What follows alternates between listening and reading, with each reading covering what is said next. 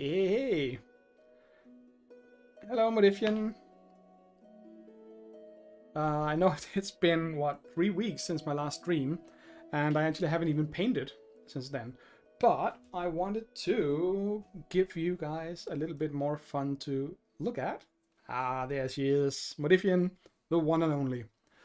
Now, this is another miniature I've made on Hero Forge, and I've just given it the black primer, and I just want to finish up the Zenithal. I know I've shown this before and I've talked so much about it, so I basically just wanted to do it again, just to show how it is. And oh, thank you, Modifian. I love you. You're the best. As you can see here, for your sake, Modifian, we have abs. We have buns. That's a pretty fine ass. Yes, Modifian, you are awesome. So, as always,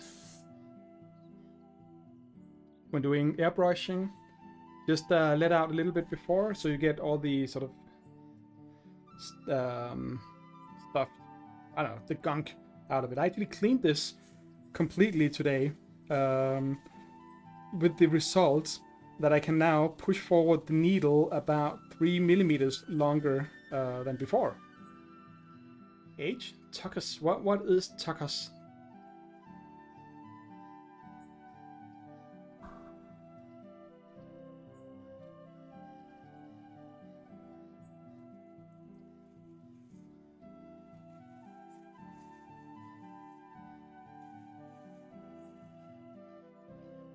Oh, right.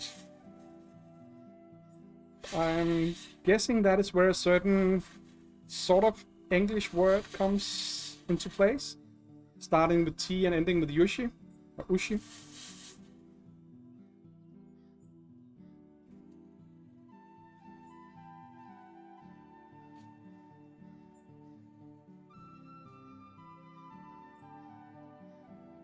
So let's get this guy. Also, when I'm brushing, remember to turn on your thingy, because it's actually really loud, but I've heard it said that you can't. Can you hear the fan going, the suction? Or can you just hear my voice? Google says yes to what? To hearing my voice? That is sweet of Google.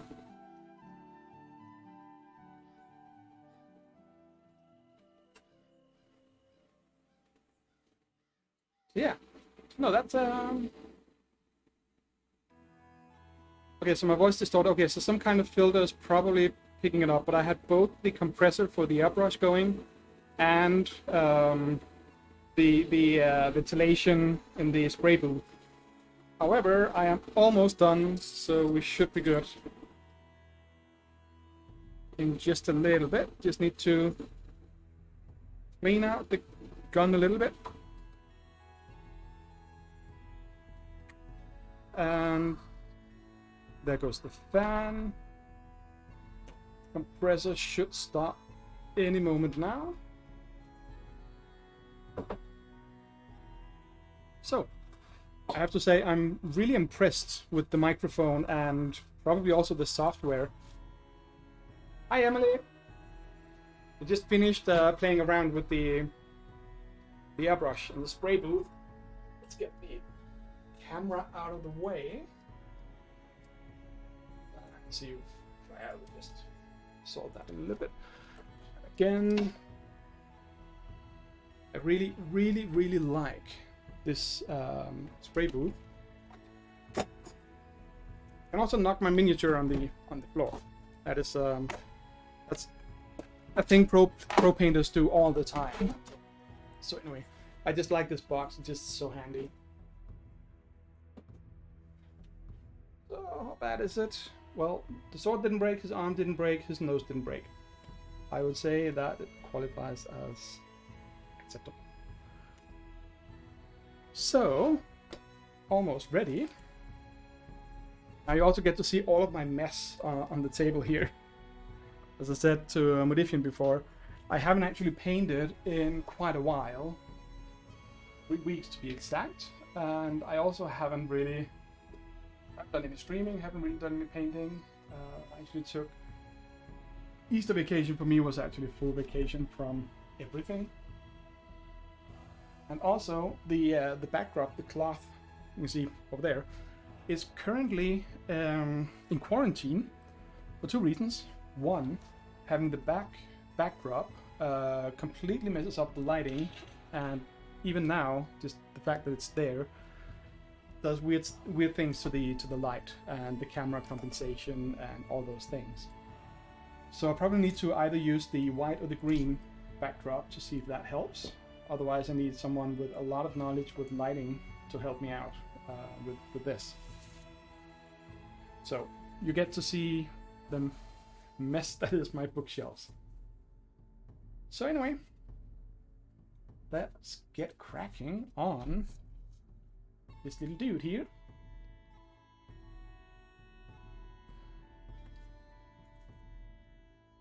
Is this? Yeah, I figured, Emily, since this is your working hours, enjoy work, have fun, don't do anything I would do. Because I generally don't make the best decisions. Let's get some autofocus in place. Yes, you should always, to quote my boss, actually, it should be fun going to work. I have a good boss. And I know you do too, Em.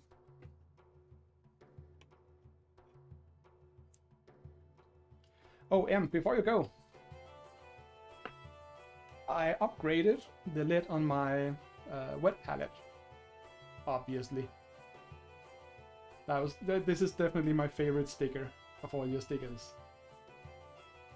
Good old Thuft. So, let's see. Apparently I've been a little foresighted and clever, so I'd actually removed the paper from my wet palette, so I don't have 3 weeks old paint gunking up everything. I just have a non-smelly sponge thing. So, wet palettes. Why am I saying this? You both know what wet palettes are. Yeah.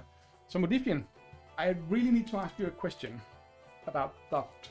Have you actually started listening to the Incorrigible Party podcast?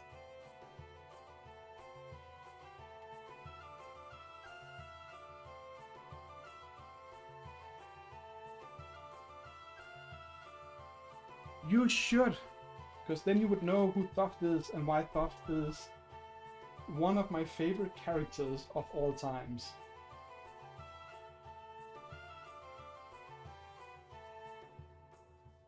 Anywho, getting there with the wet palette.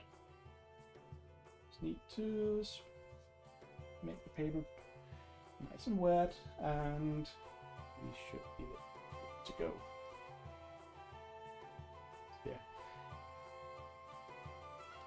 And yes, Emily, I know that I basically just said that I preferred Thuft to all of your characters, but he's just so Critical Role.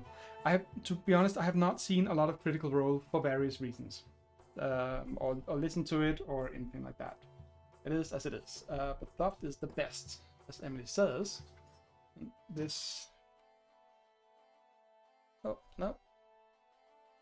This might actually work. I'm still messing around with the cameras and stuff. You can see him. He's roughly in focus. Let's get a little bit up here. Cool. So yeah, but as I said, I've not seen a lot of Critical Roles, unfortunately, because of a couple of things. I'm so impressed with your having actors do role playing and recording it is almost cheating, but it's what I've seen. I really like that setup. What's been holding me back a little bit, unfortunately, is that I saw what's called it's actually not Critical Role, I guess, one of the D&D with celebrities, where they had Terry Crews in, who I really like. Yeah,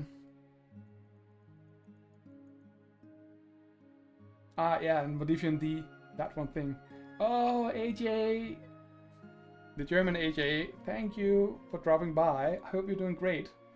I hope you're safe. Obviously, you know that.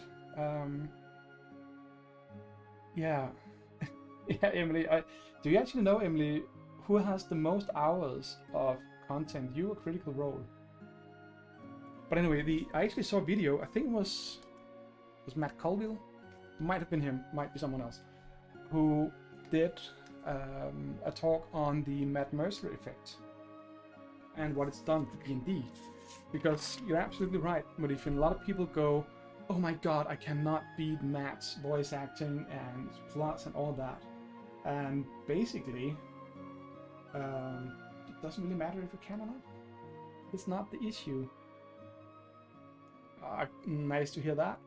I'm just gonna see. This is a fairly new model. I have not done any thought whatsoever to the color scheme. So, Modifian, if you're up for it, just let me know. Well, I don't know. I said I haven't. But anyway, back to the point. I watched the one with Terry Crews, which is, I think, set in the World of Warcraft world, which should, I guess, technically just be called the World Warcraft world from the old games, the original games. However, I have to say that that particular episode kind of just turned me off him as a DM for a while. Awesome voice acting, interesting characters, but the way he presented the adventure in that episode was essentially just him going, okay, so you're here and you can go left or right. There wasn't the whole, you are here, what are you doing? It might have been because it was a celebrity thing. It might have been because hey, you want a blue skin? And of course you did Braid the Bird. Braid the Bird. I'm gonna rename it. So yeah. Oh, it's Emily who did it even. Okay, so let's start with that.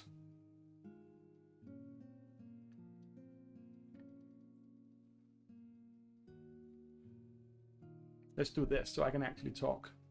And also, maybe I should close my paint bottle so I don't knock it over and get paint all over. Modifian, I know you would love to see me paint my beard, but there is not a point for it. Yeah, you did do the 2 braids. If you have enough for a normal braid, if anyone has enough for a normal braid, just do it now and I'll do a double braid instead. Yeah, Modifian, let me know. What happened in your game? It's D&D again, right?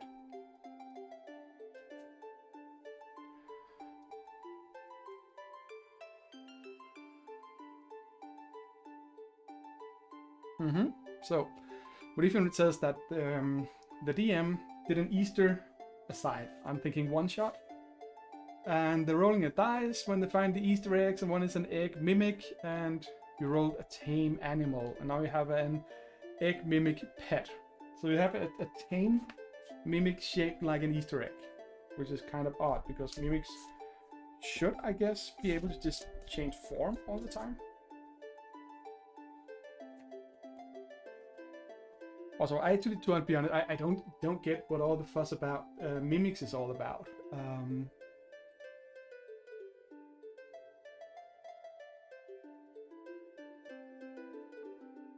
So, you know, judging by the number of memes and the number of comments where people throw various mimic-related stuff, it seems like it's a thing that some DMs overuse. I mean, I like the concept, but when you get to the point where your players always double-check the chest or whatever because they kind of know it's going to be a mimic, then I think it's overdone, to be honest.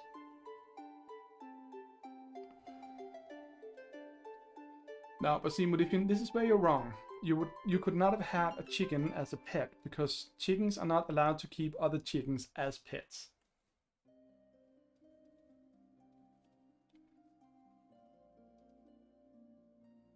But yeah, an egg mimic pet. I mean, that is a novel idea. That's a new idea. That's fun. That's different. But just having every other chest in all your dungeons and all your adventures be mimics, it's just kind of why? I mean, it's yeah. Anyway, I think I'm kind of there, but not entirely sure.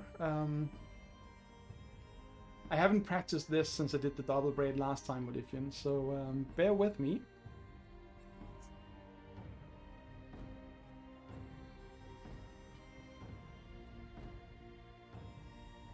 Well, that sounds cool, Emily. But it's just, again, it's just based mostly on comments I see and memes and all that. It may just be leftovers from way back in the day, when mimics might have been used more. I don't know.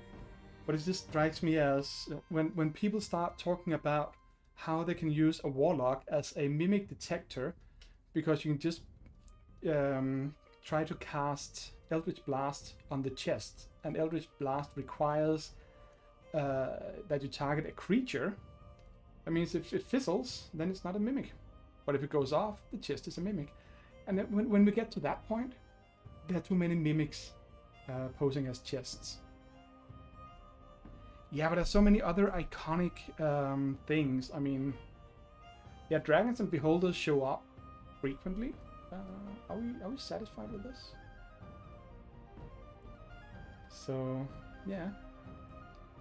But yes, it is very, very metagamey. It's very sort of... But on the other hand, I mean, if you are a spellcaster, you know what you can target with your spells. So I don't know. I would have just basically had someone invent. So there we go. It is actually getting seriously long now. There you go. Modifian, a little bit more chest for you, so you can actually see it go all the way. Well, all the way to here. There we go. It's a little crooked, probably because I am doing it against a camera view that is not mirrored, which means I actually, when I raise my right hand, it actually looks like the person on the screen, Silly Git, is also raising his right hand. So yeah, so this is my third beard braiding on stream. I think it went reasonably well, all things considered.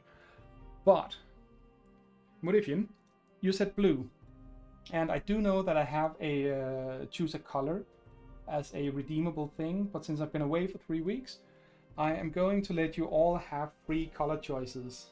So you said blue, Modifian. I'm gonna go blue with the skin, and we'll see where that ends up. Probably a little bit like the Nephilim I painted a while ago that I don't have. So who wants to pick a color for his pants? He's also got his vest and his hair. And I see...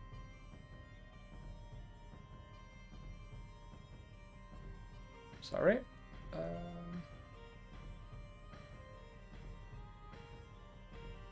I am thinking... So, vest of tan, red, orange. I am going to document this for posterity. So, we're gonna go Modifian, set blue skin. And M, deep purple black vest. Right, what about the trim?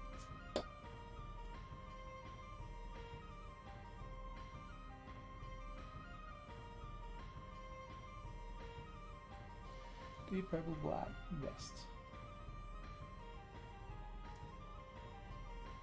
Red trim. And Minerva? Yes, burgundy. We can do burgundy. Basically something like this.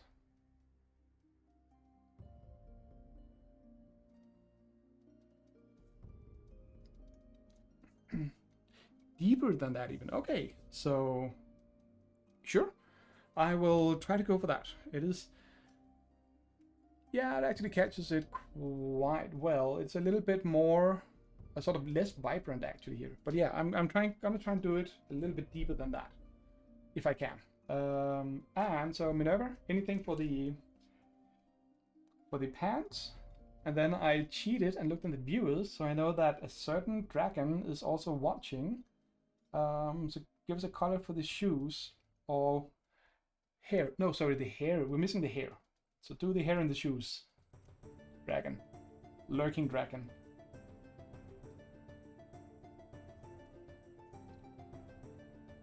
So blue skin. Let's go nuts. It's gonna take a while because I need to shake up all my paints.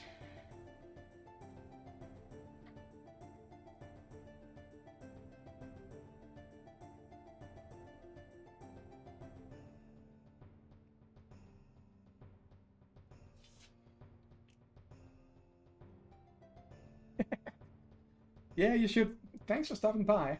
For those who don't know him, go follow Masked Dragon. He is a really, really good miniature painter. Far better than me. And he also streams. He's really cool, really chill person to listen in on. Always up for good advice, chats, just talking. So yeah. We can do I can do better than that.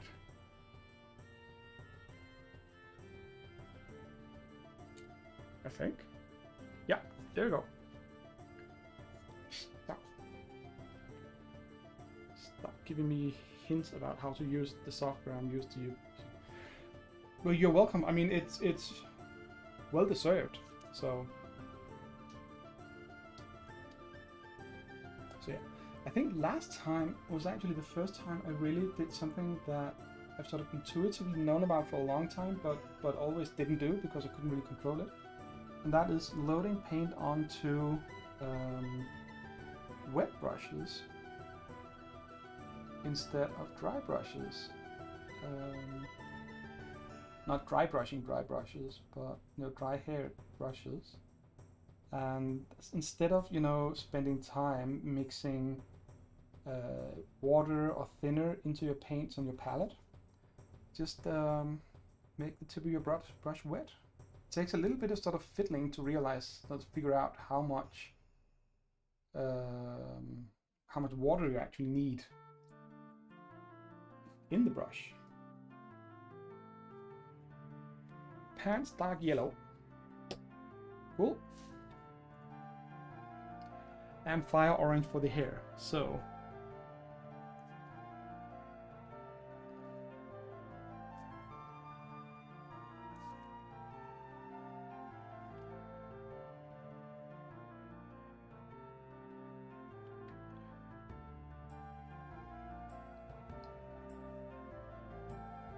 cool. This is where we'll go. I'm just gonna give a reminder that this is what happened when Corpse Throat said purple in one of the last streams, and I did I spent what, an hour and a half doing the spikes. It was completely silly. And also just decided to do the rim of the base purple as well, and I really like that. It may just be because I like the purple colors. But Masked Dragon, loading onto a wet brush, I actually really like it, because you don't have to mess around with thinning down a huge sort of blob of paint and finding the right texture. As I said, it takes a little bit of fiddling, but like here, way too much. You can see how much whiter or thinner the paint is that I put on his face, because compared to his chest down there, because I had way too much water in the brush, so I haven't mastered it yet. But the core concept works really well, and it is actually one of the things that's really easy to try out. You don't need any new setups, you don't need sort of a new palette or anything. Just don't thin down your paints, just dip your tip of your brush in the water and go paint. I think it may actually have been, it was one of the YouTubers, and I'm gonna throw out some names, and I may be wrong and remember it completely wrong. I think it was Squidma, Swedish dude who does some really awesome videos. It's got a great personality. Not in the sort of silly fun anything like that. Just nice mix between being, you know, extremely well but humble about what he does. He's clearly passionate about what he does, so that's always inspiring. And he just tries out things and does some fun things in his videos. And of course, awesome painting. He's really good at giving advice. Very well structured kind of person. So it was either him or Miniac Scott, or probably maybe Goobertown. Don't think so really, but could be. Or, and this is actually just realized as I'm saying this, maybe it was Tabletop Minions, Uncle Adam from there, who is not really an uncle, so in his disclaimer. I think it was one of them who kind of just did a video saying why you don't need to thin your paint, or the case against wet palettes, or probably not that, but just sort of, yeah. Anyway,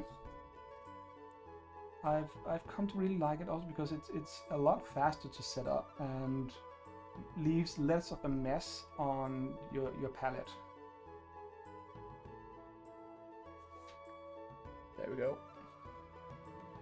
Yeah, Surastro. Oh, I watched so much Surastro a couple of years ago when I painted the core box of Imperial Assault. That was... He's basically got a full tutorial on every single miniature in that game, at least the core set. I haven't looked yet at the expansions, but they're there, probably somewhere.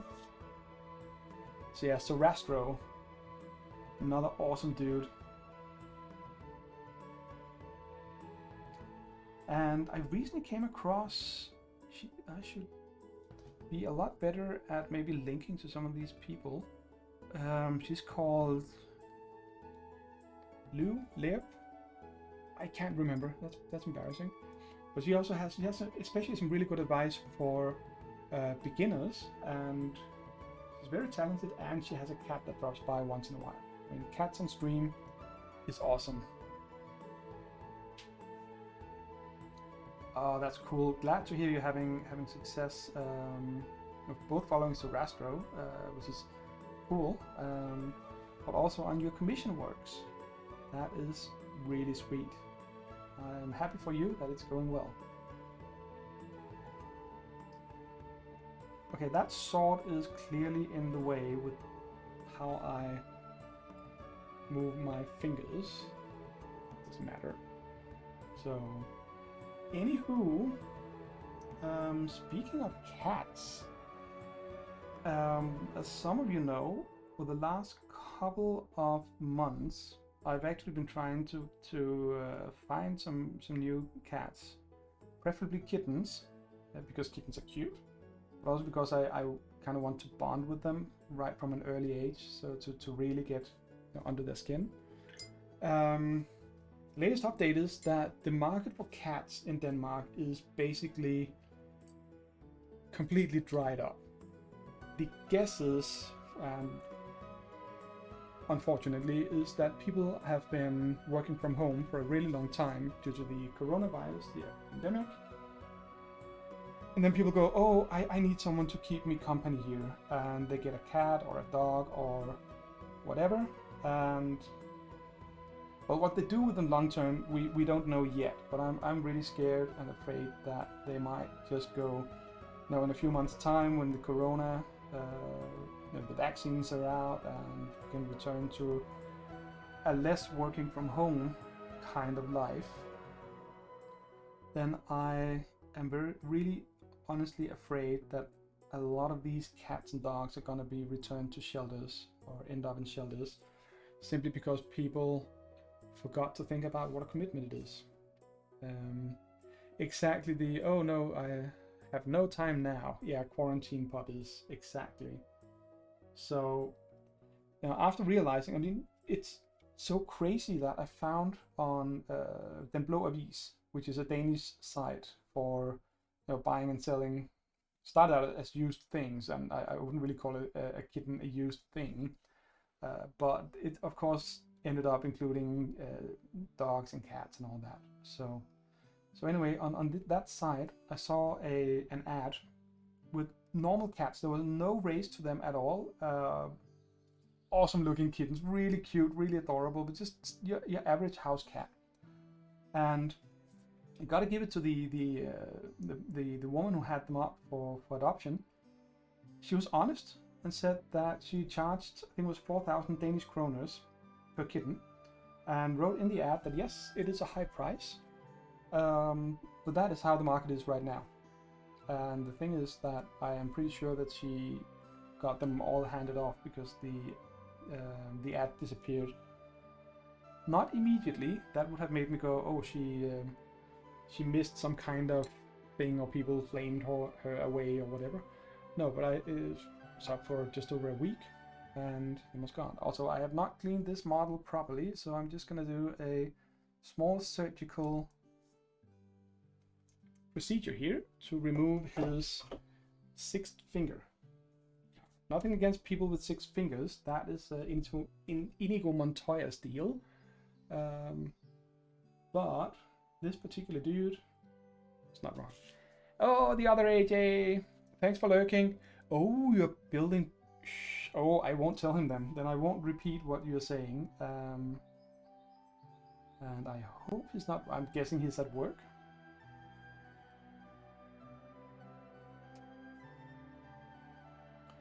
And yes, the build in question is of course Bladio. Oh, but you're wrong. See, AJ, my skills don't just stop at making people fall off cliffs. I do all the magics. Oh, 6 fingers. This was actually his left hand that had 6 fingers, so it is not that guy. Yeah, there's another one in here. You know what? Screw it. I'm not gonna clean that one out. See that one right under his armpit? I mean, basically this is more sort of along the lines of just getting back in the practice of painting and having a little fun and chatting with you guys. So yeah.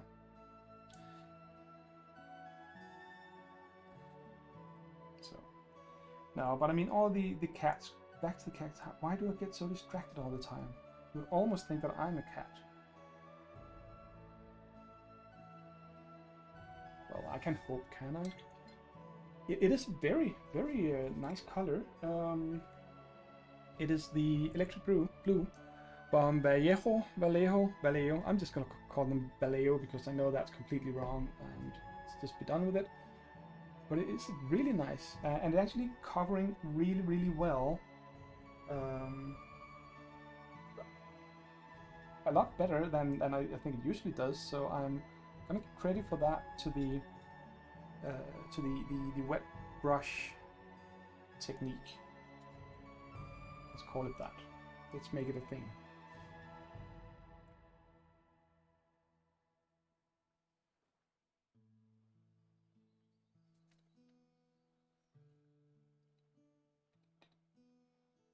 So I should also give the usual credits to Adrian van Ziegler, who's the composer and musician doing the very wonderful and relaxing music we're listening to right now.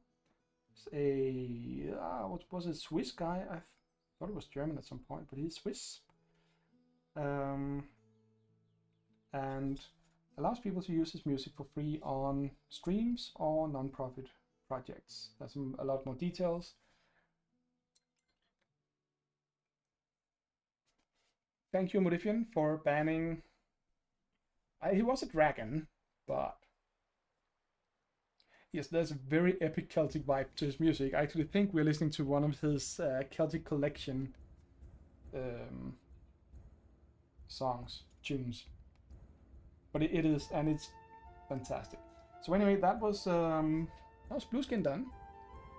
I really like this color. I've got some dark tones here, and just I'm thinking some very very focused, very crazy highlights. So yeah. But yeah, Master Dragon says that he really needs to diversify his paint range. Well, diversifying paint range is, I think, a really good idea because it gives you a lot to work with. So Emily, you're saying black vest, purple in it. How do I do that? I think I know. So yeah, so Celtic music is great. And I again got distracted from the kitties. So anyway, after having searched for a couple of newborn kittens, preferably either BMS, Holy BMA, or Ragdoll or something like that, I actually just decided to also look at older cats, maybe a few years old, because it would be nice to have the kittens from young, when they were young.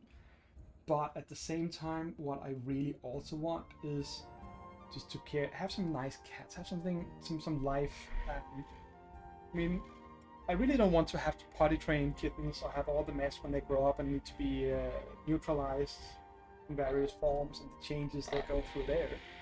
So I started looking at some of the other cats for that, and actually found one who had a mom and her son, Japanese bobtails, and I think they must have been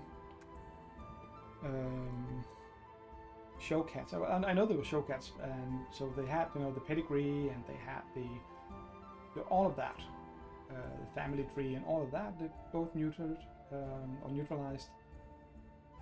But in the end, it turned out that unfortunately, the one adopting them out, had them out for adoption, whatever it's called, lost one of her other cats in the process. No, I do not want Herman, Mauritian. Nope.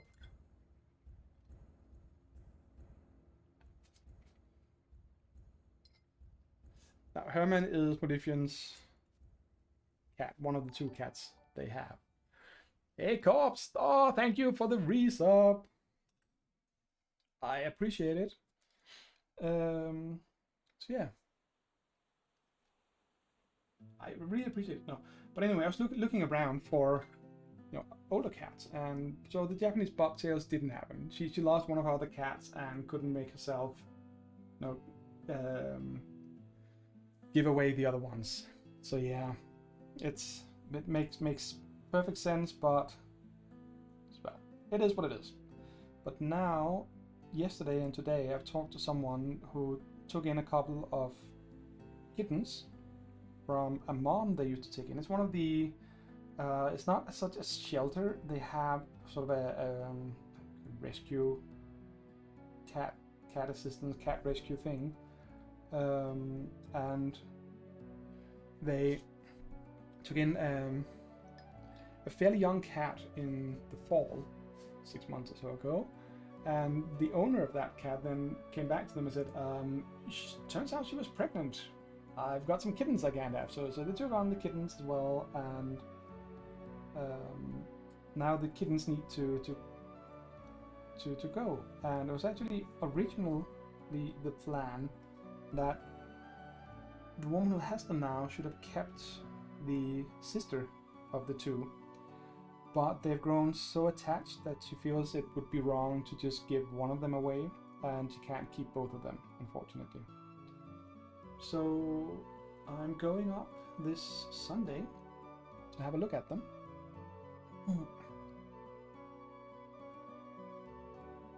And Master Dragon say that, well, Modifian complains about Modifian complains about her very lovely and wonderful cat who's so well behaved and just wants to spread the love to, well, everyone really. And to that, Masked Dragon says, that is why I bloody love cats. Unrepentant assholes, and they know it. It's oddly charming.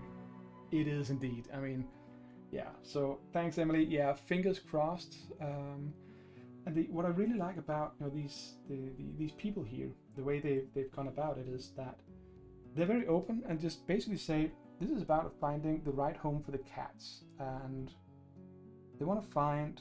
So they wanted to see if it's a good match. It's not just a matter of, I have some kittens. Okay, you responded first. Here you go. Here's a kitten. This is about finding someone who will take good care of them, but also someone that does like the cats. Now, the trick is, and we'll see how that goes on Sunday, is that some of the other people who have visited, it actually seems like probably for all the wrong reasons, that the cats are really genuinely afraid of men in general. And the guess is that the place where they rescued the original cat and kittens from, they're guessing that the farmer wasn't being very nice to the cats. So that might be why they are inherently afraid of men, which I guess makes sense. So now we'll see. But they've been open about it, and they've also been open about the cats being extremely shy and withdrawn. So I kind of know what I'm going into.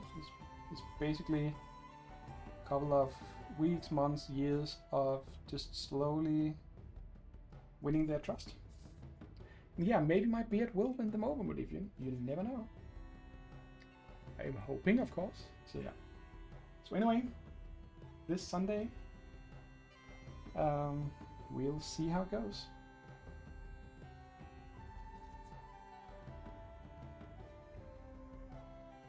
Okay, I need to focus on doing this without messing up the fine blue skin. I think I did. Kind of. Didn't mess it up. Oh, and also Masked Dragon. A thing I really like about the wet brush technique again is that it actually really prevents, obviously, the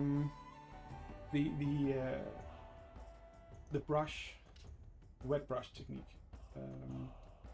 It actually keeps the paint flowing far longer than normal, even if it is thin down paint. So that is really, really good side effect.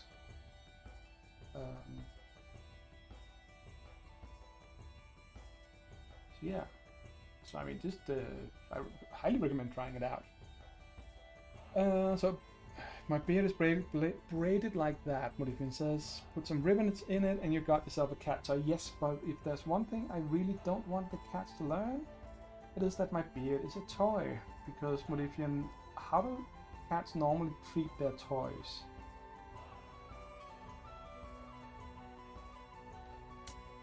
Oh, and yes, Modifian and Masked Dragon, you both have great minds. If you don't tell me. Ignorance is bliss.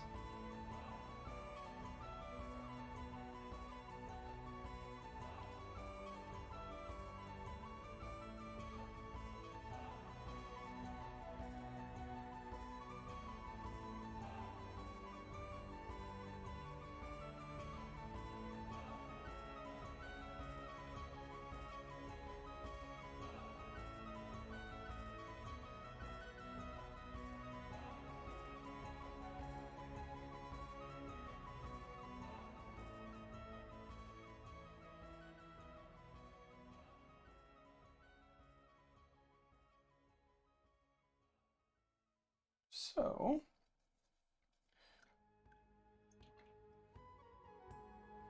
deadly kisses from the night attack the face. Oh yeah, I mean, Modifian, I do not want to wake up with a cat that's running off with all of my beard. I really think that would be a waste of 4 years of beard growing. Also, see how long all of this is. It's actually, most of it goes into the braid. Cool. Well, I hope you have fun with it. I will keep an eye open, Master Dragon, to see if I can actually catch you next stream. Would be fun to see you try it for the first time. So just a little bit more. Let's take a good in here.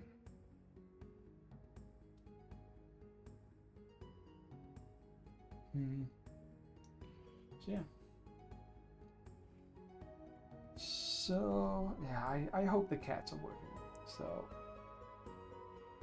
and we'll see. I mean, they look kind of adorable. One of them looks like sort of a normal. It's called tabby, sort of red striped with really bright red and whitish. More sort of sand colored, really, I guess.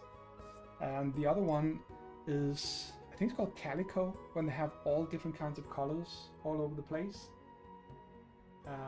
But he just looks adorable. I don't actually know who's who. Doesn't really matter. So there you go. Now this little thingy here that I didn't want to cut off is just going to be.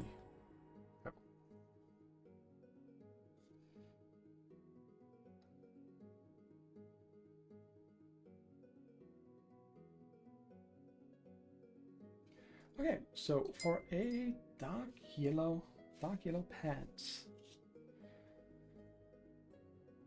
Okay, there's 3 more people. That I've heard that before. Thank you. Yeah, orange, cream, and brown. Some white on it. Yeah.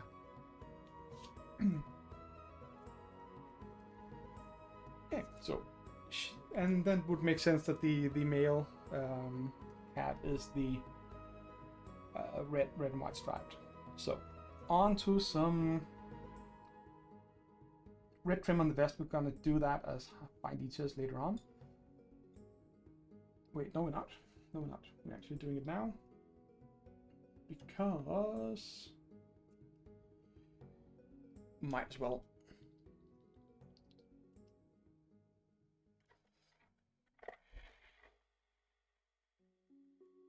So a tortoise, so calico is orange, cream, and brown. Tawny has more colors. Tawny, is that the tortoise? Calico has dark in it as well. Yes, it would be tortoise.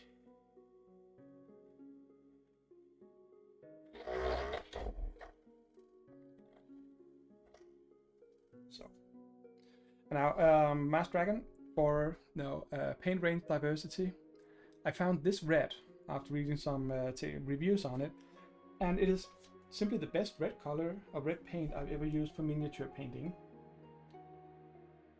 And I've tried quite a few because they always go weird on me. Either they don't cover at all, or I don't know. But yeah, scale. And Master says I had a black and white male called Harley, and he used to love sitting on my lap watching me as I painted. Yes. Oh, that would be sweet. I mean, over here, it's the cat popping in. I'm gonna make a cat space if they like it, and keep my miniatures away from them.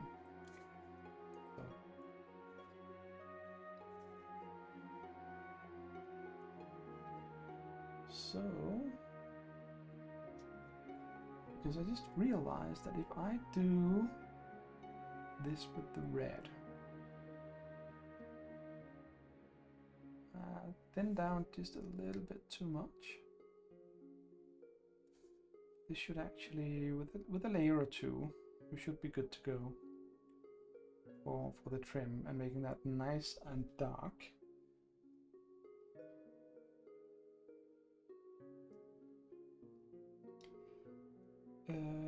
So Master Dragon want to get into the, I guess, the scale color range. Yeah, I mean, I have that, and I have one of their sort of brownish greens, greenish brown. I'll show them a little bit. And I really like painting with them. And the red one here, yeah, it takes a couple of coats, obviously, but it is by far the smoothest red I've ever worked with as a paint. And having gone through my share of Citadel colors, including the good old Go Faster Red. This one is just the best one I've tried. There, I've advertised enough for Scale Colors, I think. I am, of course, not sponsored. But yeah.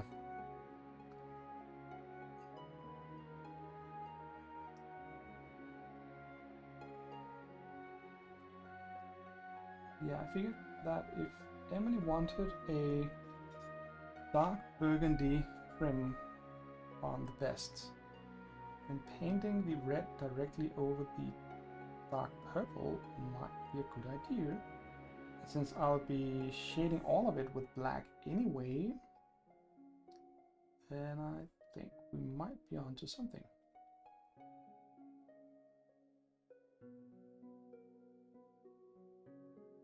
Sheesh, my hands are unsteady today.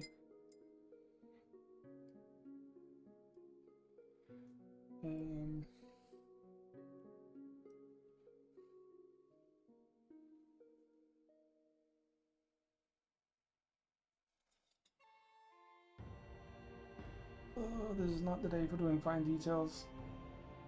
Also, I just got back from work after almost 2 weeks of Easter vacation. I was back on Monday, and we had a new guy who started while I was away. And awesome guy. I liked. I was part of the hiring process. A really good, cool, fun guy. Very knowledgeable. So perfect fit. But we have also been, spending a lot of time in meetings, getting him up to speed and discussing a lot of the design stuff and all of that. So 3 days of that has been a little bit rough. Almost haven't done any real work. Okay, so Master's gonna lurk. Thank you for the lurk. Thank you for stopping by.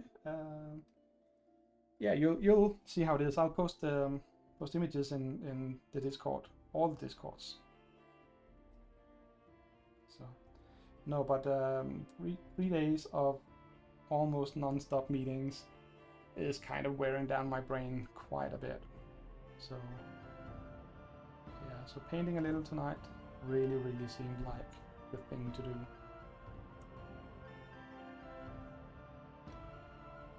Okay, so this is one of those.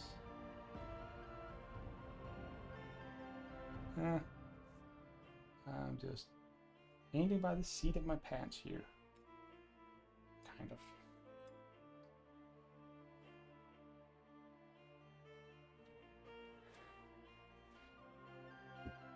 So I'm guessing Minerva's cats are joining in the chat there.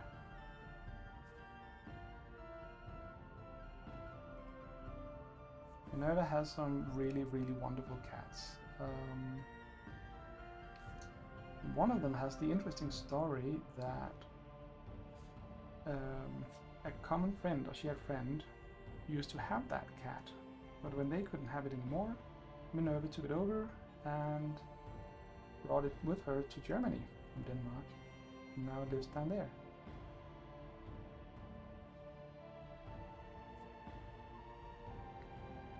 Yeah, Jack says hi. Jack is a wonderful kitten. That is actually the cat I talked about. So even though he's in Germany, Jack, I have met him.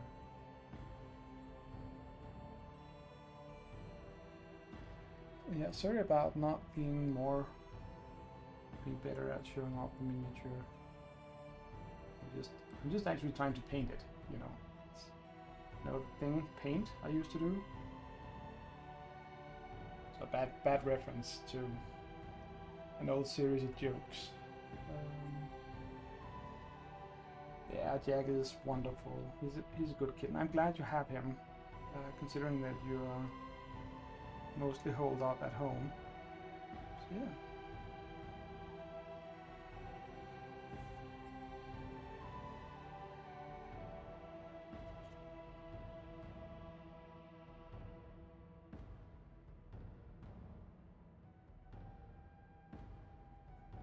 Lots of mistakes all over the place. Anyway, that was the first go. Now that's one of the advantages to being as slow at painting that I am. is that you automatically have time for the paint to dry in between coats, so you don't have to, sit around and wait until or change colors or do anything like that. I can just do all of it again. See, pro tip right there. Yeah, we miss Sally. Sally was Jack's sister, as Minerva says, but Sally is no longer with us.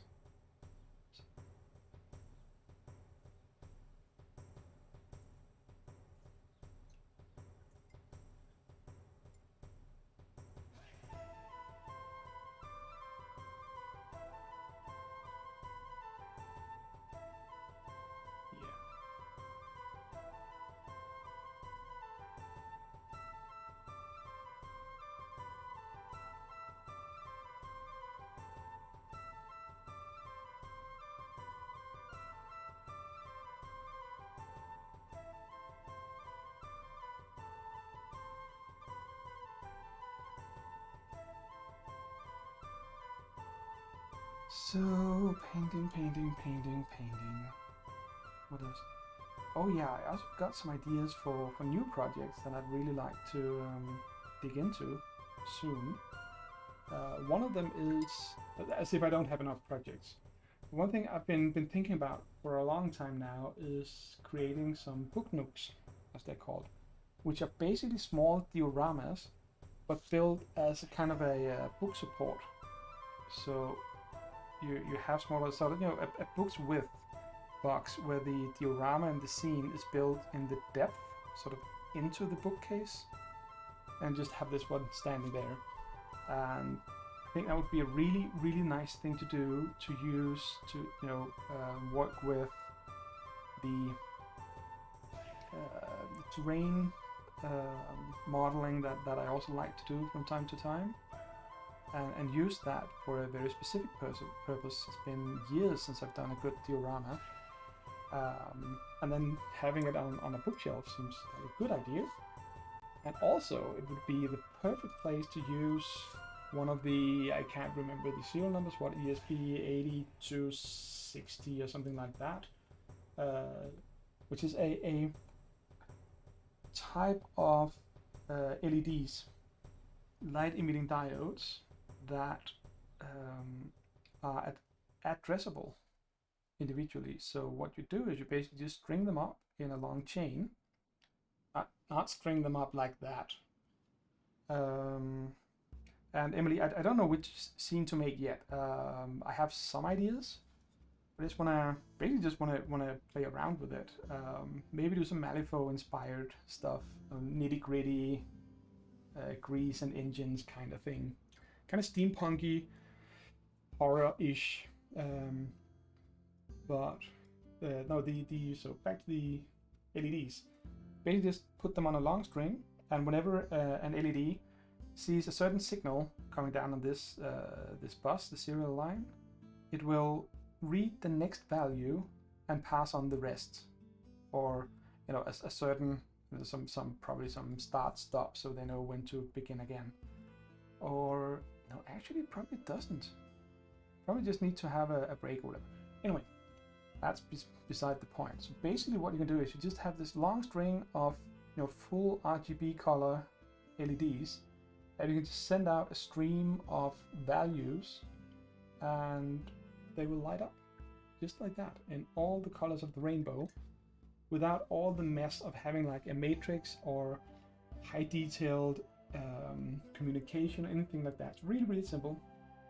The light diode just picks the first value it sees and then passes on the rest to the next in line. And then the next in line removes the first value it sees and pass on the rest of the data, the rest of the values. It's really, really neat and simple. And they all already are coded to do this. You just need to add them, put in a small microcontroller, like an Arduino or technically a Raspberry Pi, but that's just totally overkill for this. And well, Bob's your uncle. So yeah, for the scenes, I was thinking, as I said, doing some steampunkish stuff, mainly because that will benefit from doing some really sort of low lighted or dim light with lots of brass and sort of wood leathery things, so it doesn't sort of light up the entire room from the bookshelf. That's not my intent with this, at least not now. But when you then look at it, it's not just sort of a sort of dirty light. It is actually a full scene. So yeah, doing bookmarks. But I think I'm probably gonna wait a little bit, because I think that the entire frame for it would benefit, and also some of the details would benefit from me having access to a laser cutter again, which I don't at the moment because of the shutdown. So once that opens up, I'm gonna design some of the basics of the scene diorama, and then go cut it out, and then assemble that, and then add, stuff like brass or small wood chips or stones, rocks, whatever. Some miniatures, obviously. Fill in the lights. So yeah, I think that would be a cool idea. So at least it's gonna be fun to try.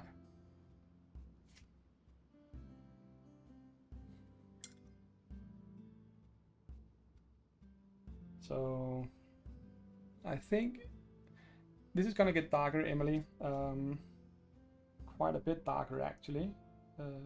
But this is sort of where we're ending up with the purple and red for now. And yes, Emily, I actually thinking about working on it on stream. So you know what? We didn't choose a color for the belt, so I'm just gonna continue the red. And see the belt as a kind of trim on the pants. Ooh, and also down the sides, I guess.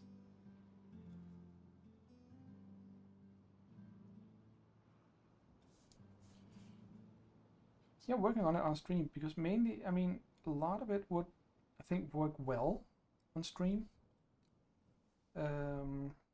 It's larger than the miniatures, and it's more, I was just about to say it's more hobby-ish, because apparently I don't believe painting miniatures is a hobby.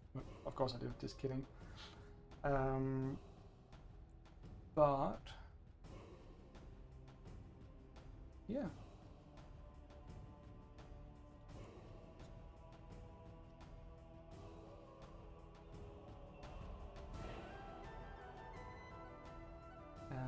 And I just think it would be a nice thing to do. I mean, some of the programming for the LEDs, I mean, I might be able to do that on stream, but that's probably more going to be me looking at a monitor thinking. I'm not good at talking, and especially not talking, reading chat while actually programming. That's more sort of an introverted thing. So yeah.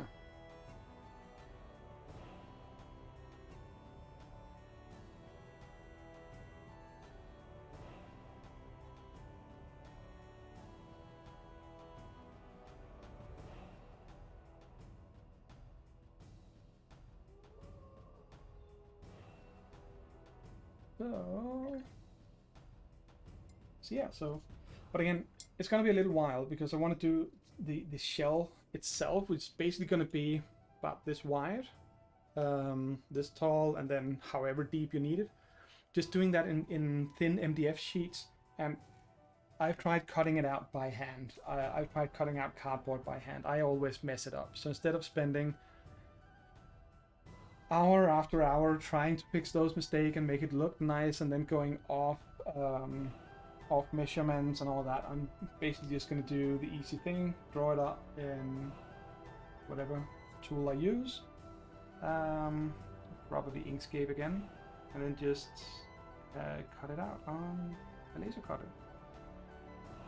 I mean, I could technically just send for it to be cut somewhere, but that is actually hella expensive. So yeah. Also, on a different note, sometime probably early May, I do all sorts of weird stuff for work. Both the work I actually do, but we also do a lot of fun social stuff like board game nights and all that. but they amped it up a little bit. Management and especially our new, she's been there for too long for me to call her new, but our head of human resources. So we're doing this social calendar thing where anyone can come up with ideas for things to do in small groups. So we don't have to engage the entire company, all 110 people, however many we are here in Denmark. Just know if you have something to do, if you want to teach people how to dance salsa or salsa, I guess it's called, or if you want to do knitting, crocheting, or stuff like that I could probably also do, especially crocheting, not so much the knitting. But I figured, hey, miniature painting. So yeah. So I'm gonna do a small course on that. Probably stream it, because from here, because I have the setup for it. And then just somehow hook all of this up to my work laptop so it can go out over Teams, the company Teams, and we'll see if anyone actually shows up. So, and Emily Rose, yeah, CDC, I think CDC or CNC, is the CNC engravers? I'm not sure that's what they're called in English. But also, genuine laser cutters are they're super fast, super fun, but they are big, and it's not something you just put in a room and just go, oh, I can just work around this. Yeah. But that would also be an idea. And I've looked at some of the tabletop models you can get, where it says it's both a laser engraver and a CNC whatever, and a 3D printer if you change the head on it. And I just kind of go, yeah, it sounds nice, but then you can cut things out of an A4 sheet sized piece of wood. And sort of, is the laser strong enough to really be good? The things I have designed for laser cutting in the past have been well over A4 size, like an insert for Gloomhaven. And yeah, sure, you can just do it piece by piece, and when you glue it all together, it's gonna it's actually gonna hold up, I think. But it's just it's a mess. I mean, if I want to cut a piece that is what, 35 by 30 centimeters, I want to do it in one piece for the bottom. You can need a tray for an insert or whatever. So yeah.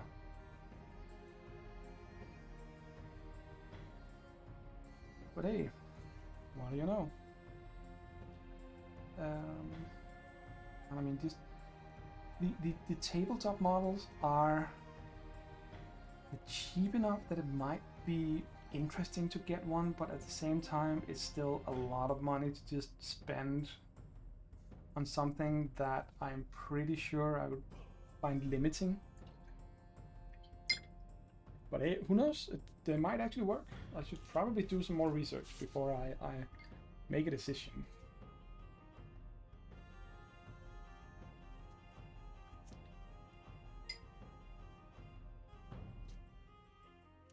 Also, I just have to show off the color of my rinsing cup. It is actually, in real life, it's a little darker than this, and it looks so much like candy that I'm probably gonna drink it real soon. It is pretty water. Also, cheers. Let's do some preemptive drinking here.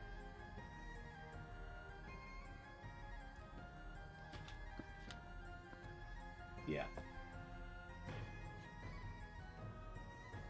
So now I just decided that it's gonna have red trim on the so now doing a miniature painting course for people at work, and that actually includes, get this, buying a starter paint set for everyone who attends, because sure, why not? This is something people could learn from, because it sounds excessive. I mean, if we actually get 10 people, which would be 10% of the company, get 10 people interested in showing up and learning to paint, that would be you know, 10 army painter paint sets, because people are probably gonna... Ah, no, I'm not buying it. The company is. That's the thing. Because it really is cool to see a company that actually puts some action behind the whole... sort of it's important that... Oh, Bill! Just thanks for the resub, Bill. I so appreciate it. Yeah, exactly. So I mean, we're picking up however many paint sets we need, and I've designed a model on Hero Forge that I'm just gonna print. Not so much to save money, but more because it's, yeah.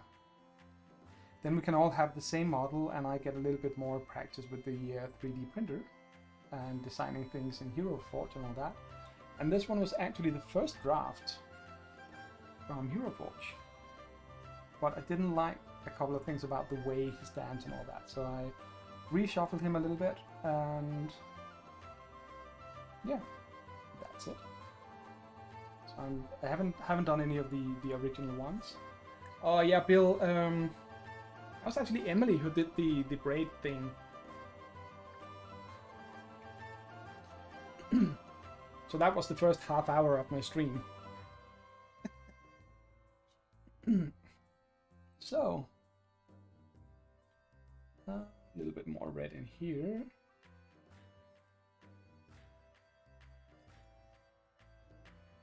Yeah, it is dashing. I actually went to the barber this Friday, the first time in 3.5 months, and as expected, she had to take off a couple of centimeters to sort of adjust it. But we agreed that it would be a shame to take off too much, so it really just was adjusted. Has been gotten a lot of length now. It's really nice.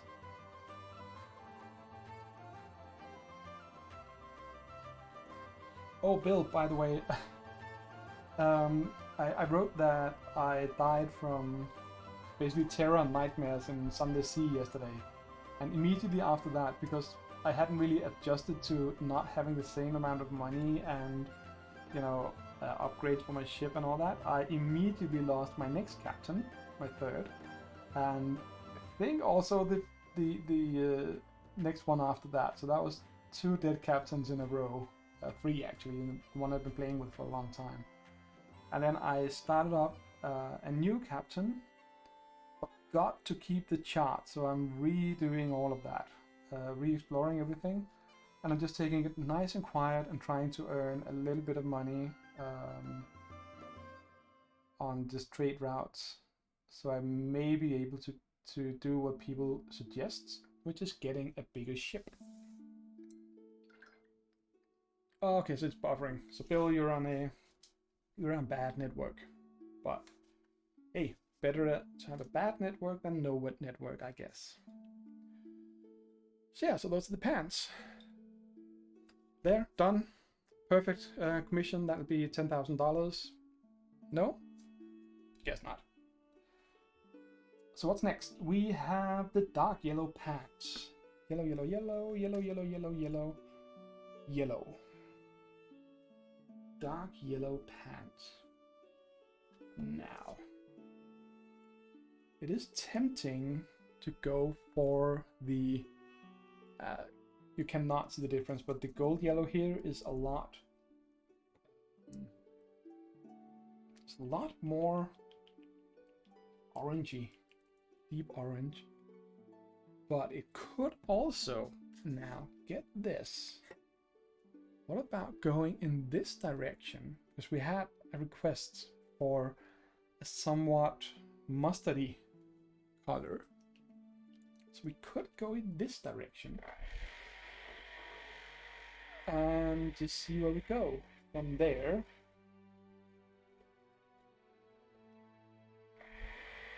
So thinking of using this as sort of base, not really shading it in, but just adding yellow highlights on top of this. You know what? only one way to find out. I have to say, this is one of the things about the hobby I like the most. It's the whole experimenting, just going, oh, I'll just paint this.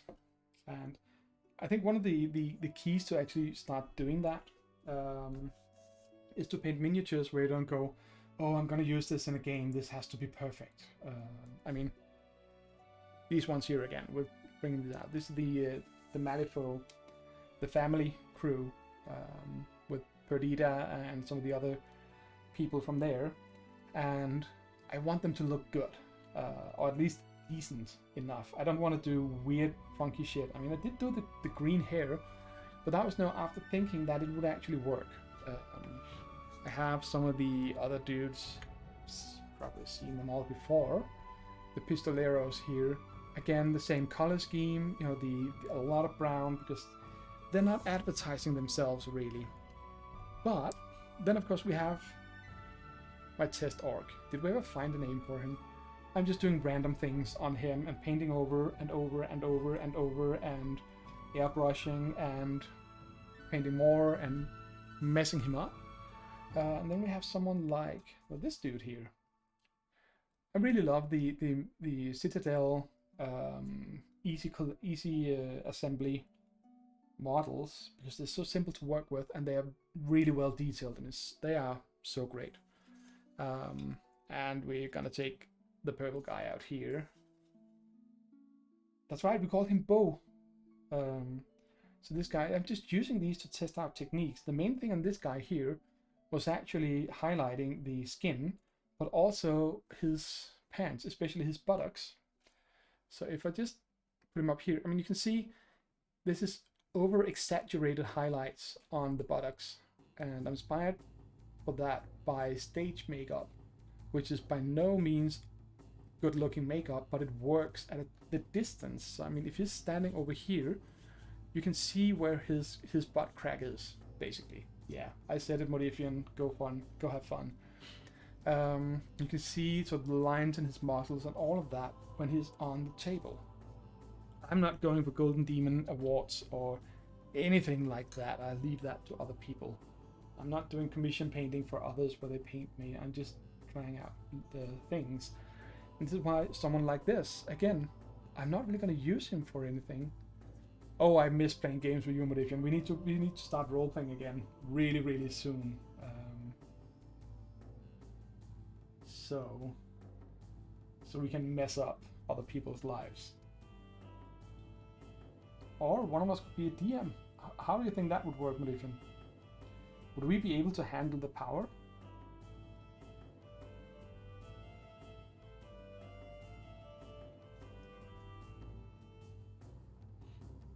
So Modifian's DM got a job. See, this is the thing I don't get.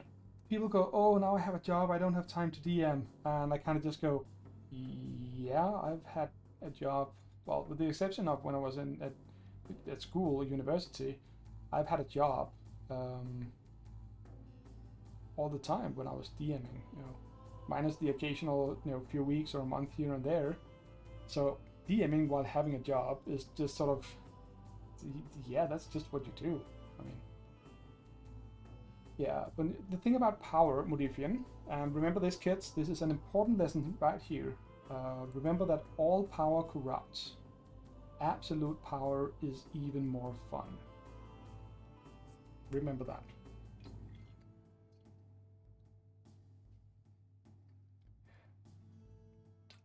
I don't know. I mean, I've played with people in New Zealand recently. Don't think I've played with anyone on the west coast of the US, but I have played with people on the east coast. Eastern half. All the power. Yeah, see, Chikara is... And actually, Emily, I now find myself saying Chikara the few times I actually mean Shakira. So, Chikara has won that one. She won that battle.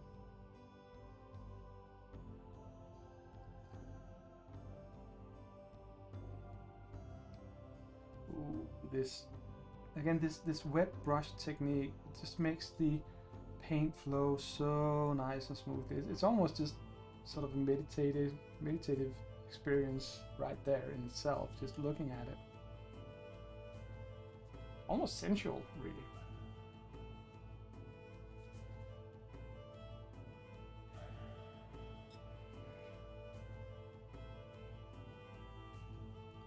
Well, Modifian, you know where I am, you know where I live, so look me up and we'll just do some games. Could be board games, could be role-playing games. Just let me know. I mean, it's not like I haven't got a few other groups and a few other projects and yada yada yada, but hey, why not? That being said, I would actually like to be your DM. I have a feeling you would find me absolutely annoying because I would give you full freedom to do whatever you want to do, but just let you suffer the consequences. See? There you go. Consequences.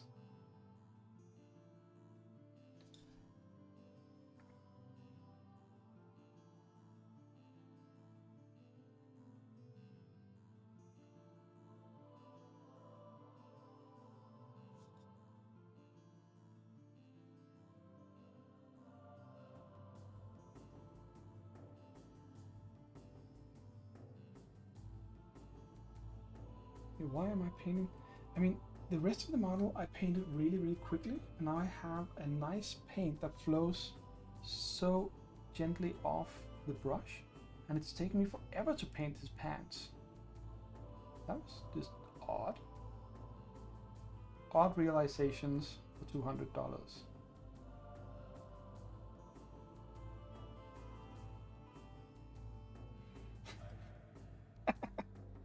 And Modifian is trying to imagine how our role-playing sessions would be if... I'm guessing if I was the DM and not you, or is it the other way around? Are you expecting me to go around saying, "Punish me, Daddy DM, punish me, make me face the town guard"? I wouldn't make you face the town guard. I would make you sort of kind of turn your back on the town guard, and then that's when they get you. See? Big brain thinking.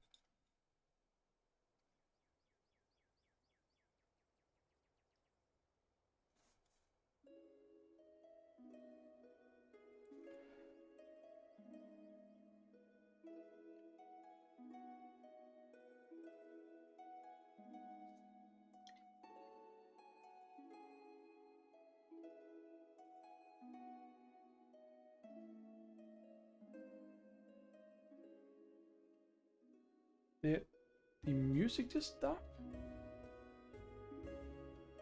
Nope, just real quiet.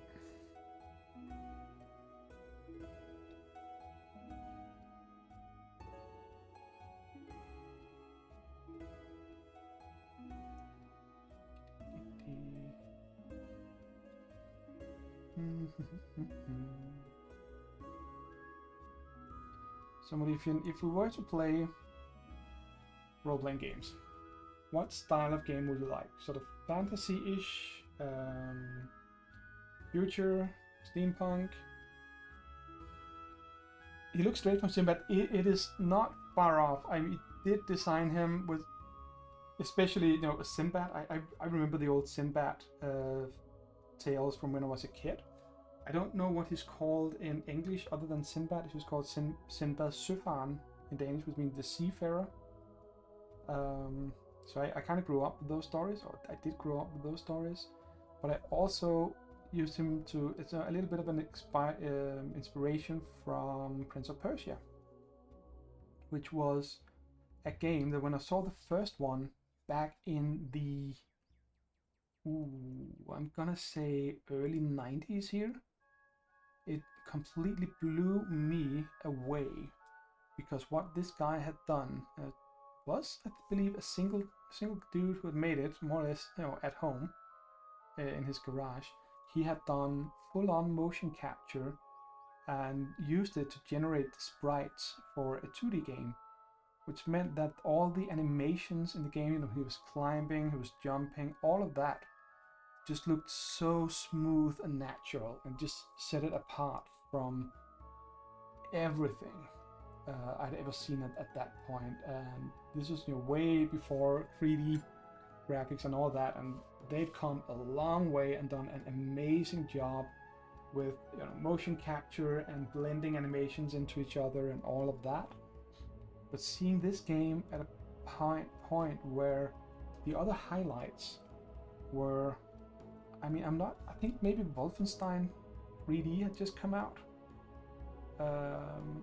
which was basically a 2D shooter with raised walls, but an awesomely made one at that. No, make no mistake there. That was groundbreaking as well. But the motion capture and all of that just worked so well. So yeah, that was again the whole 1001 Nights, Tales of Arabia, all of those things. Just, I guess calling it exotic might probably be a little questionable at the moment, but that's the word we used back then, and it basically just means something you're not used to. So I guess I would be exotic to those people, people living in faraway countries, not traveling. So at the time of what's she called? The main character in 1001 Tales, Sherazade, something like that. I don't know. If she had never gone to see Vikings with braided beards, I guess we would be excited to her. And in the meantime, Modifian writes, "Oh my god, I would love to go fucking cyberpunk. I played that briefly in high school and fucking loved it." Scheherazade, yeah, so something like that. I'm not gonna dishonor the memory of those tales by trying to pronounce it yet again. So yeah, no, so a cyberpunk-ish adventure. We can do that. If you want something else, Modifian, I do have a challenge for you if you would be up for it. And I think it's actually within reach, so I will show you rather than talk about it just after I'm done messing up this guy's pants.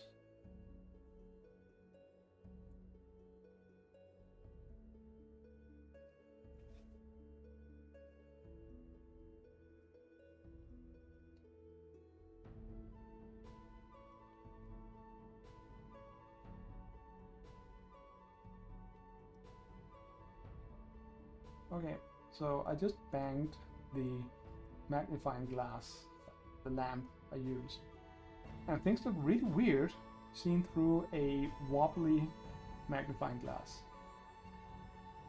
That was an odd experience, and yet strangely satisfying at the same time.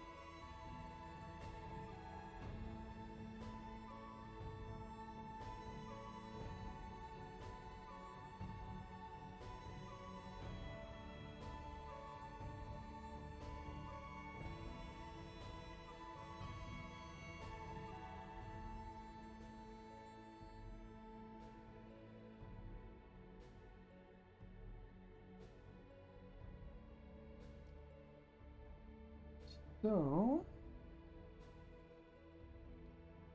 I think that should probably be a good base for the pants. So I will show you, Modifian, show you what I had in mind.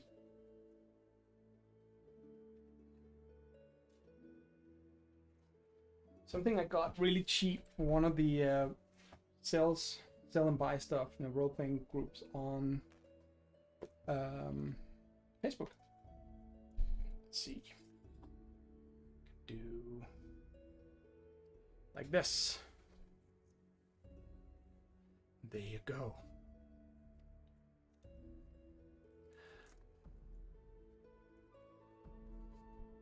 How do you... Okay, I cannot control this properly. There you go. You should be able to see it now. Pirates? Well, you could go pirates. You could also say Cthulhu.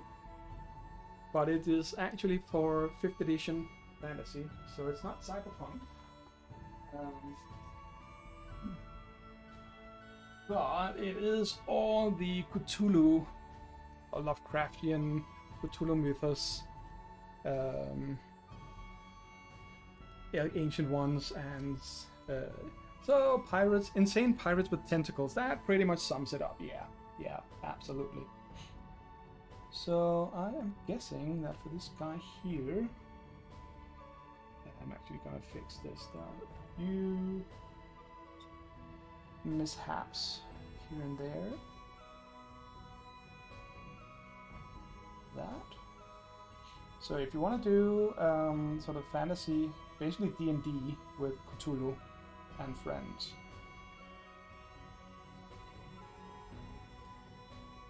I think it is. I haven't read all of it yet, but what I have read so far actually seems to be really well designed in comparison with the basic sort of core D&D stuff. So yeah. So, Modifian, you're easy to say. Cool. Well, Modifian, you are hereby invited to visit Ghoul Island, which is the scenario I also got from a friend of mine for my birthday. So yeah,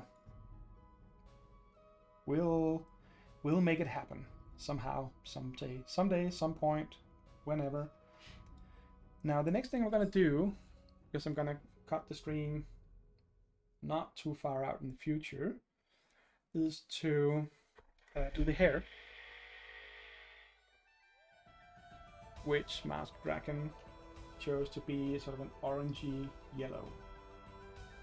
So let's start by making it a fiery orange. Sorry, he said fiery orange. Oh, that's cheating.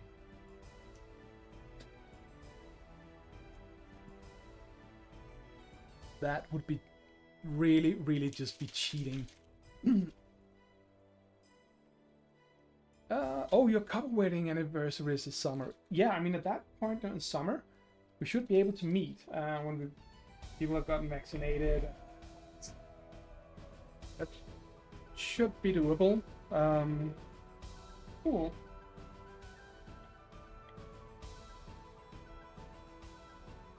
I'm just shaking up a large bottle of paint here. Actually, really old bottle of paint.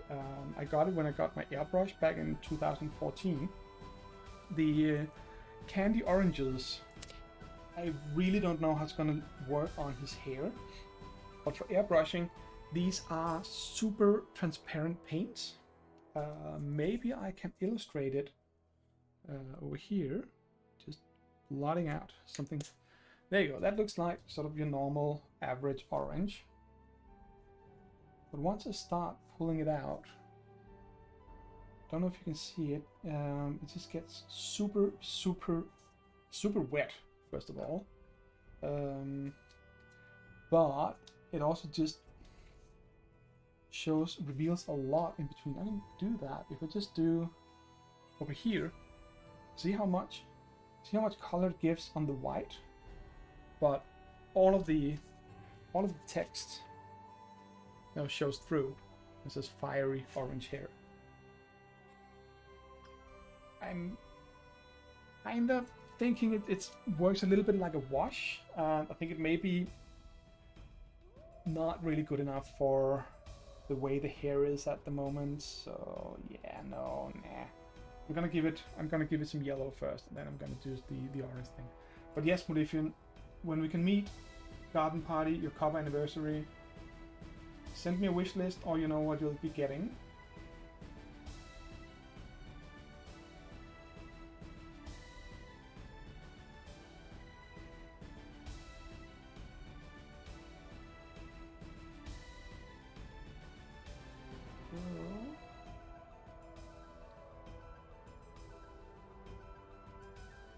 You will be getting socks, but in your case, I would be giving you tube socks. Just because.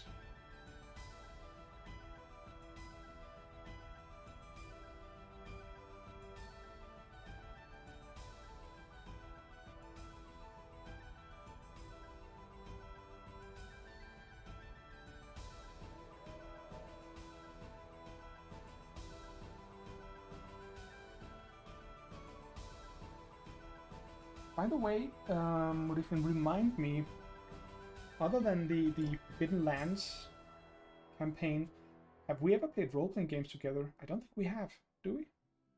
Oh, and you have a quest for me. Cool, now you're already DMing. Nice, keep it up. So what's the quest? Wait, don't tell me that I have to behave, because that's gonna end in tears. For everyone involved.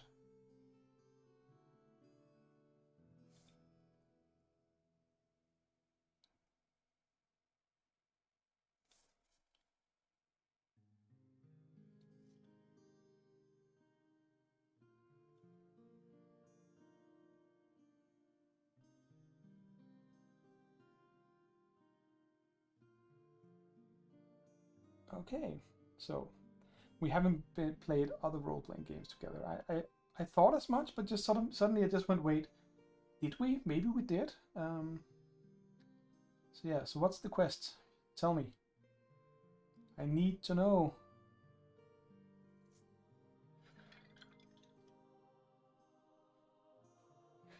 Well, I don't know about a sock design that will fit those sizes, not off the top of my head, mind you. But you can get unicorn slippers that will fit all of you.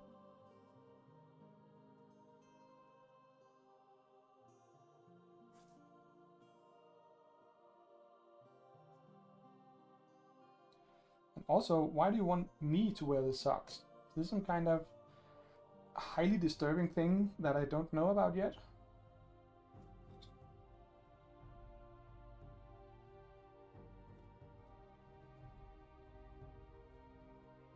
Oh, come on. What if you're giving me a quest where I actually have to put in hard work? I mean, what's with that? That's just silly.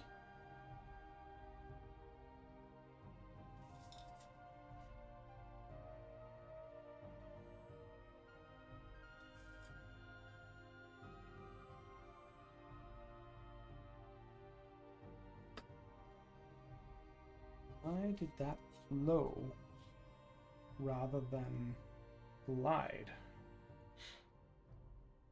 Slippers is acceptable as a failure to the quest. Hard and cruel mistress. Nah, I don't believe it. Gonna have to prove it one day, you know. Or I could just ask your wife.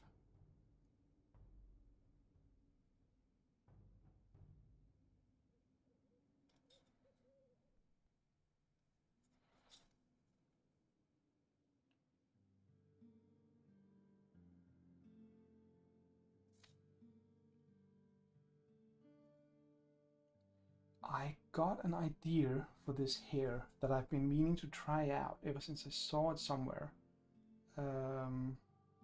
Usually when I do fire colors, like hair, like this, I would go from dark orange up through yellow, maybe even white, you know, going up, building up the highlights.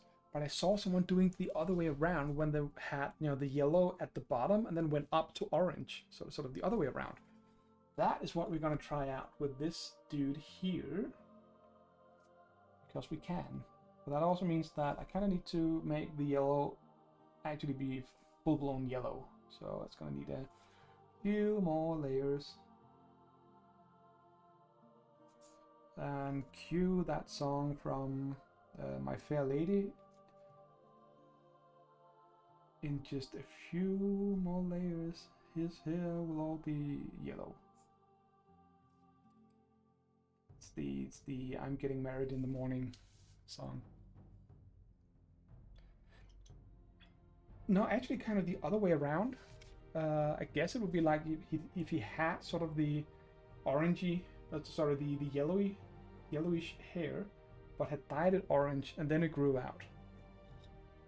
Except this is in a fantasy setting, so his hair is just literally on fire.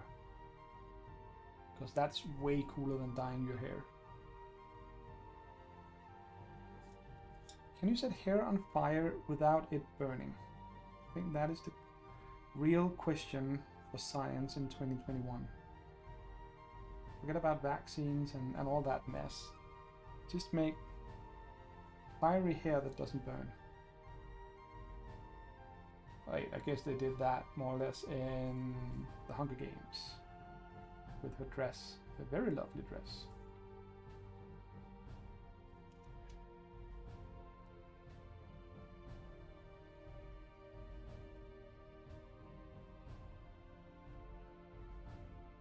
Okay, so looking at this, I really need to fix. I just looked at this and there's just one white blob. I need to fix my lighting.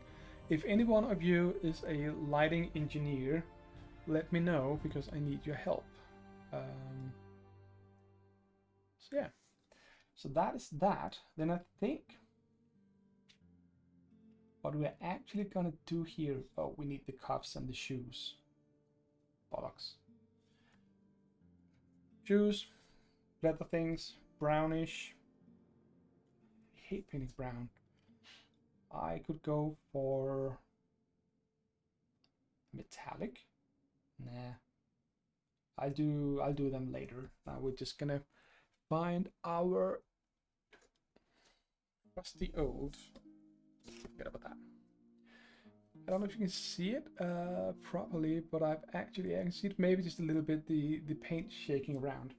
It's actually all the way down here, which is about, which would be here, which is about the much paint I've ever used from a single paint pot. But I've been painting a couple of large miniatures with this one, but also just been using it for a lot more colors than I used it for in the past. So it is the shade that gets used the most. So anyway, just to see.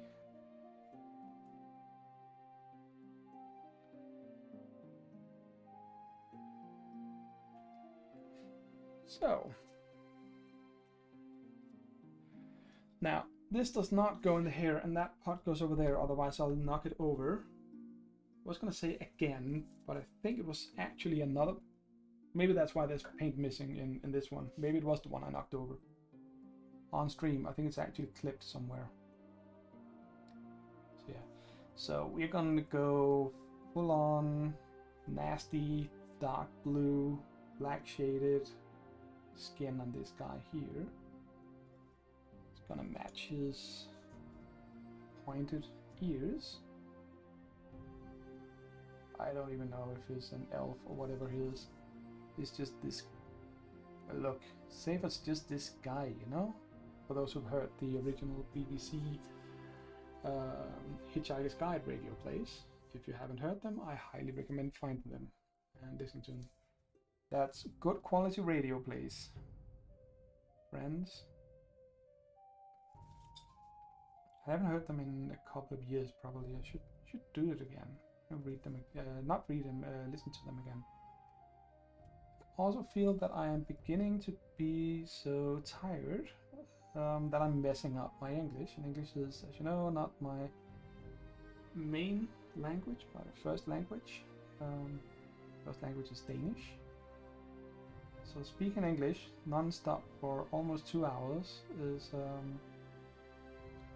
yeah, it gets a little taxing from time to time, especially in the evening when I'm tired after a few long days at work, but good days at least.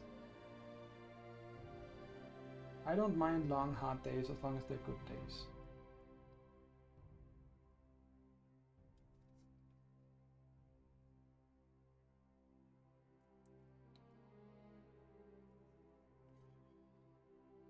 This did not go as I wanted it to go. Yeah, Emily, I'm not surprised that you like the Hitchhiker's Guide. You have that kind of humor, which is a good kind of humor. And yeah, so have you heard the old radio plays, Emily?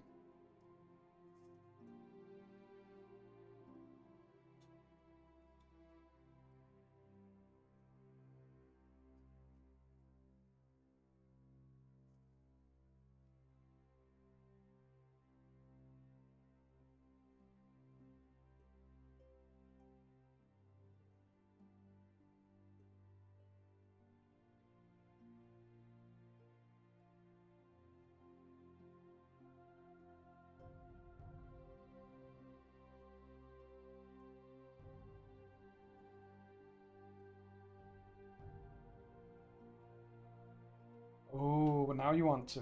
Well, it is a lot less hours than the first chapter of The Incorrigible Party, so should be able to catch up pretty quickly.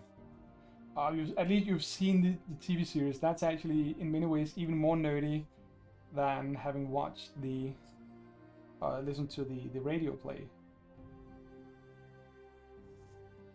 Because on so many levels, that series, the TV series, is so horrible, but it's also so good.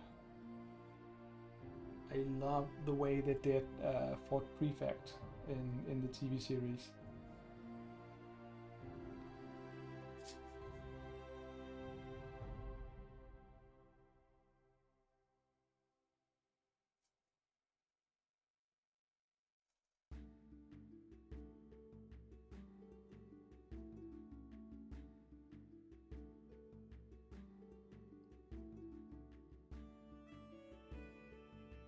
Nerds. Yeah, well, Modifian, you're one of us. Never forget that.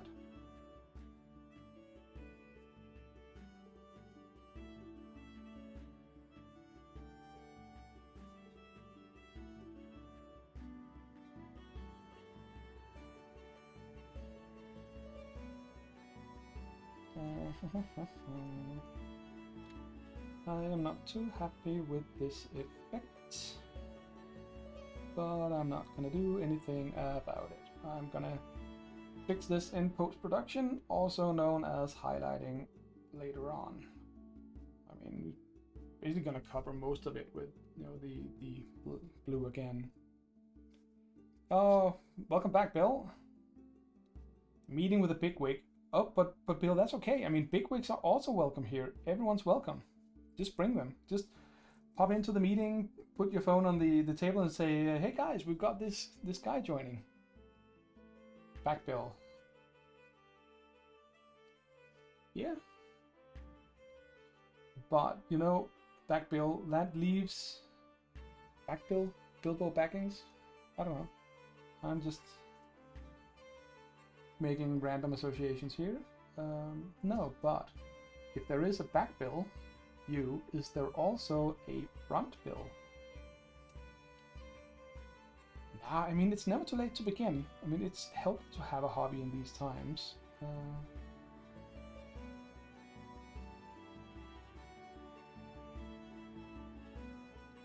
Okay, that made him kind of ugly. But that's okay. Just gonna, yeah, I think it's gonna work. Just gonna do the, no, we're not gonna do the belly again, but we are gonna do his belt and the ruffles down his legs. Maybe I should also do the yellow here, actually.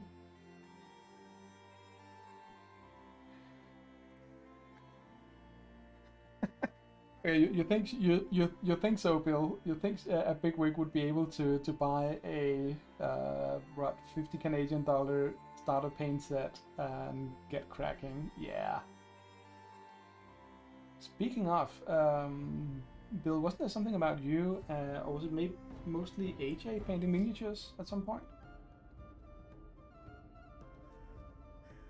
Because that I would love to see again.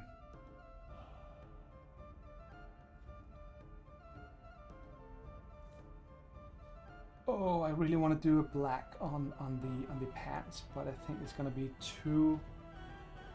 It's not gonna work well. Yeah, Philip, that happens. I mean, especially if it's a new hobby and you haven't done it, you know, regularly for a really long time already. It's very simple to just, you know, try it out a few times. Just going for it.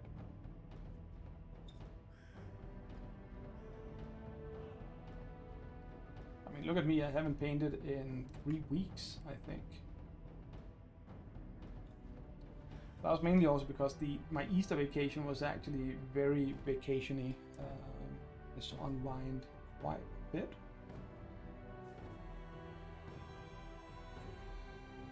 So now, he looks really weird. Yes, Elena should paint on stream.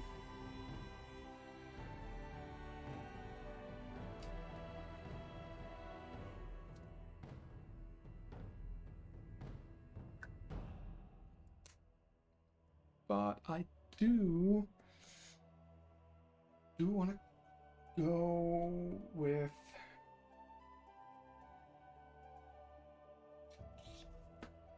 this is the lightest of the Army Painter quick shades I have, which is the Flesh Wash, which I'm hoping is not it's not too dark for this.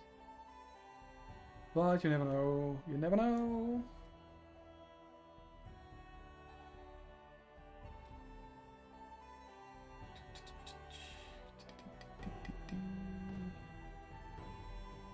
It's always kind of hard to tell because this one is kind of dusty in its finish, and I don't want that on the paints.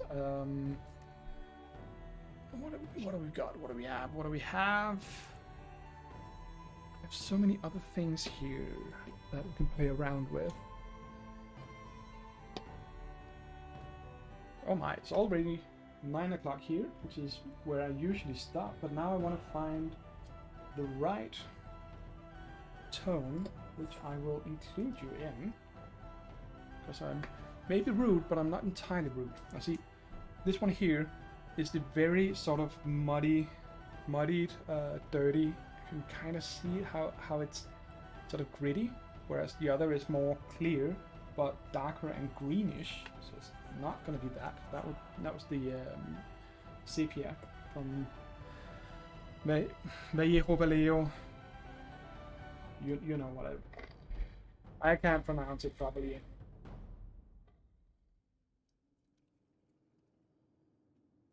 Yes, Bill, leave early and go pick up some discs and go throw around some flying discs. I looked at a map and found a disc golf course not too far from where you live. I don't know exactly where you live, but I know the general area, and there was one not too far away. If I understood it correctly from the map, it was right next to a hospital in that area.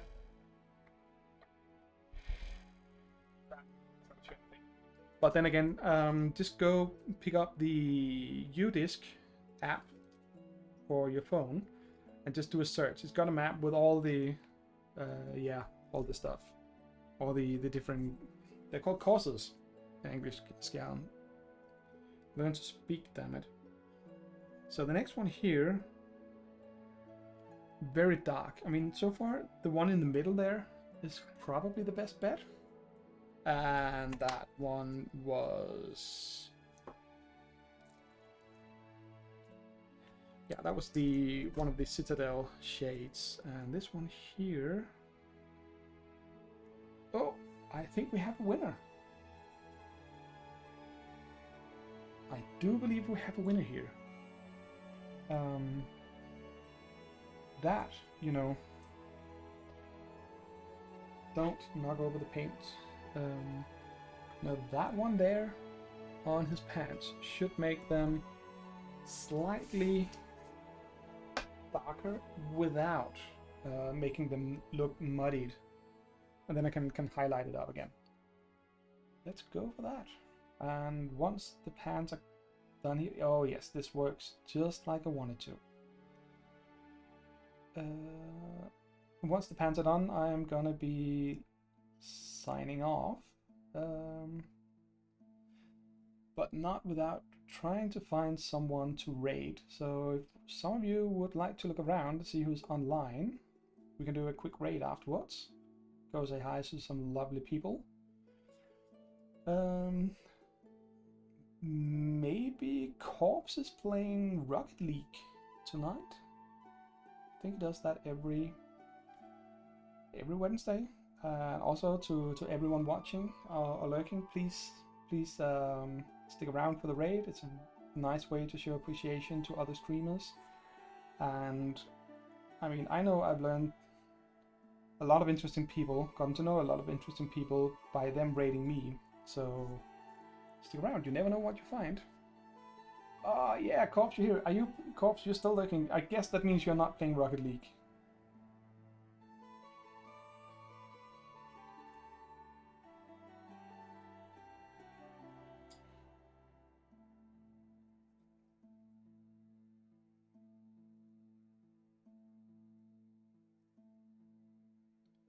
Yeah.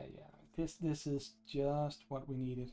Just what the doctor ordered for this guy's yellow pants. Or whatever. Did I get... No, I missed. Something down there.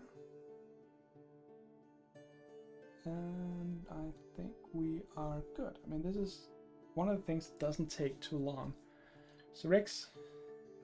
Yeah, well, no. Long story. But anyway,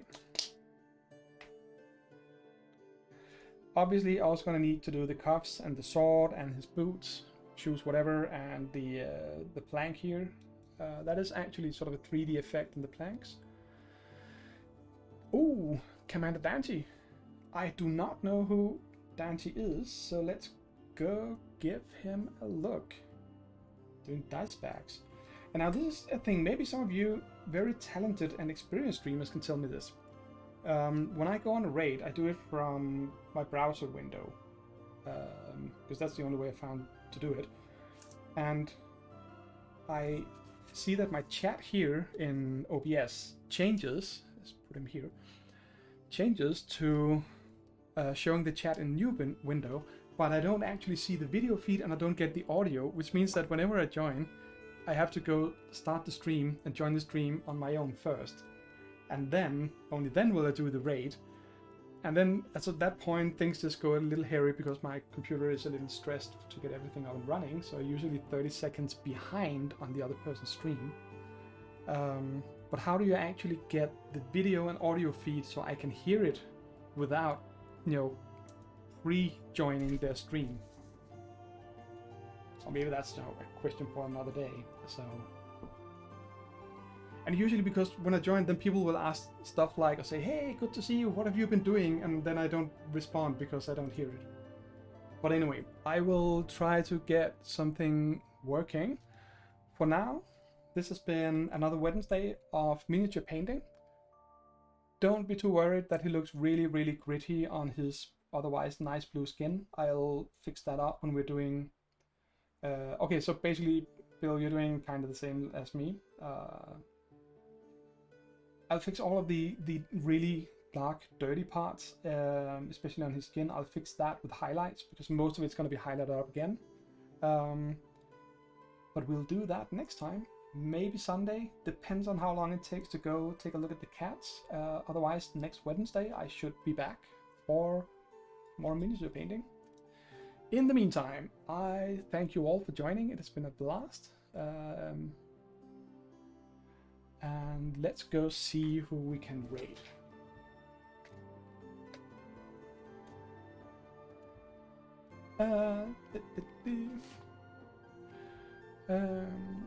Let's see. Start up Twitch. We have a couple of people online. Not anyone I know that well, but let's go see. Well, you said Commander Dante.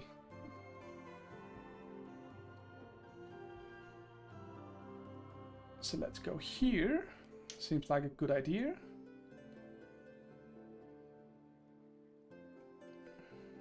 Hunted down slaver ships. That was part of our navy's job. Was to hunt down so while we're waiting here, once again, this has been Adrian von Ziegler doing the music. Once a and taken by a British naval vessel. Oh, come on, my computer is so slow. Yeah, we were like, yeah, no, you can't own a person, bruh. Good night, Minerva. Please stick around. I'm looking at his stream. There we go. Now it's sort of counting down. We told.